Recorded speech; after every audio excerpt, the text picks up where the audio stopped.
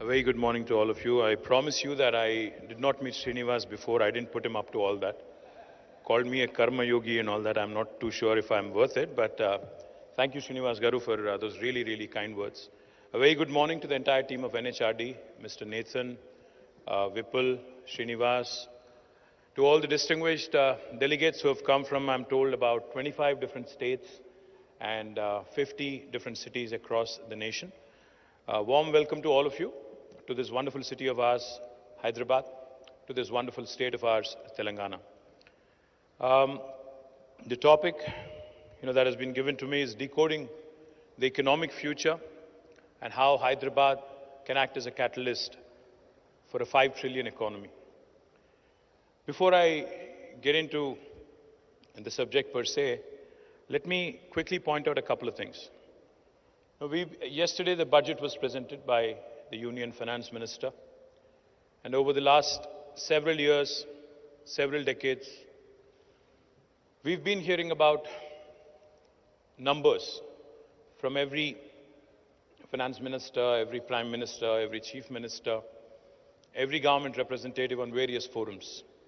We've been hearing about how India is a compelling business opportunity.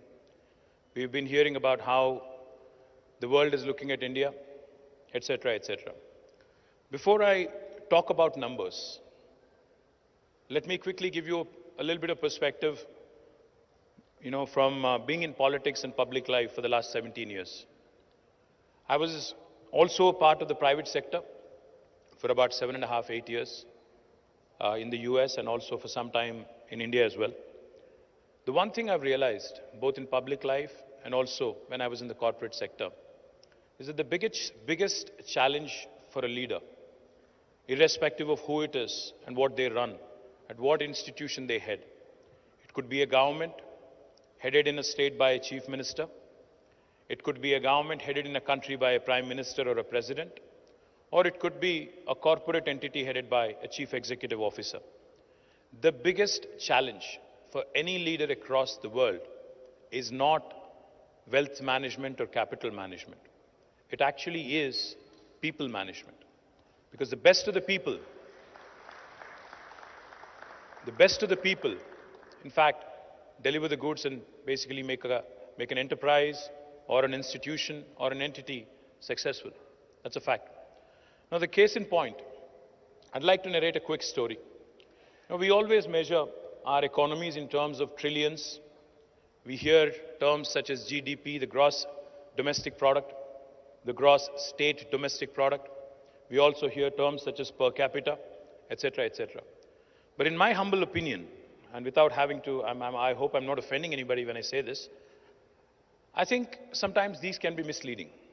The numbers, especially when it comes to numbers, it can be misleading. Because if you think about it for a minute, by virtue of our size as a nation, we are a 1.4 billion nation. We are, in fact, as of last week, if I am correct, we have recently surpassed China, and we are the most populous nation in the world today. So by sheer virtue of the size of our people, the size of our country, the population, the economy looks big. It is about $3.4 trillion now. But if you look at the per capita, by GDP, by economy, we're the 5th largest in the world. But if you look at per capita, we're actually the 142nd country in the world by per capita. Our per capita is only 2,400 USD. So the real measure, if you ask me, how does one understand the trillions of dollars of economy that is being talked about?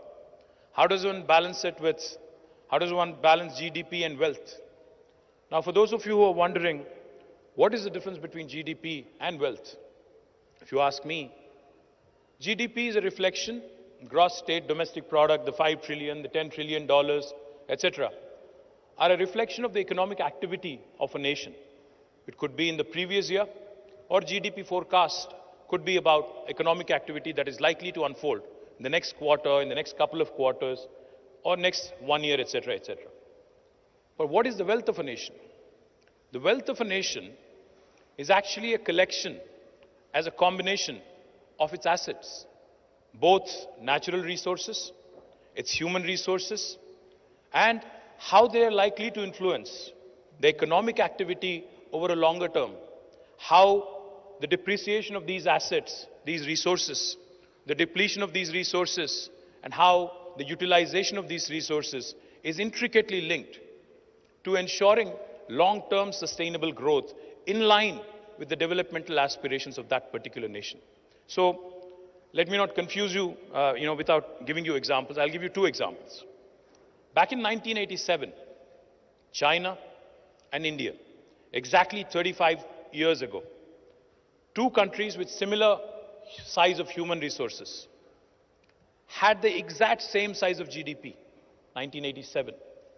But if you actually now move 35 years ahead and look at the current times and current date, China's economy is almost at $18 trillion, and we are languishing at $3.4 trillion. China's per capita is 13,000 US dollars. Our per capita is 2,400 US dollars. So what am I talking about here? What did China do that India didn't in the last 35 years?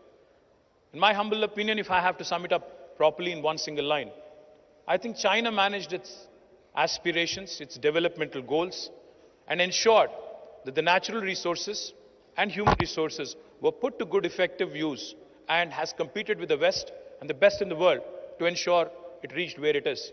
But even China has a long way to go. If you look at the size of the economy versus the size of the people, huge difference. I'll give you one example of another Asian country which has done tremendously well purely because of the intellect of its people. Japan. All of you know the story of Japan, at least most of you, I would imagine, would know the story of Japan. It's a country with about 12.57 crore people, not even 1/10 of India. And it's a country whose geography, in fact, is so complicated that 75% of the country is uninhabitable. 75% of the country is mountainous. The topography is such that it's a very, very densely populated country across the coastal areas. And China, unfortunately, Japan is one of those countries which is surrounded by oceans.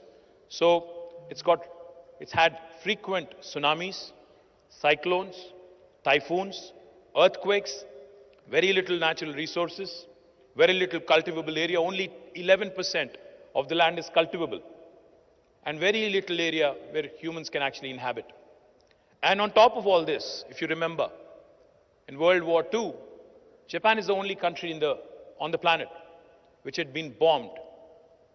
Hiroshima and Nagasaki, I'm sure all of you have heard.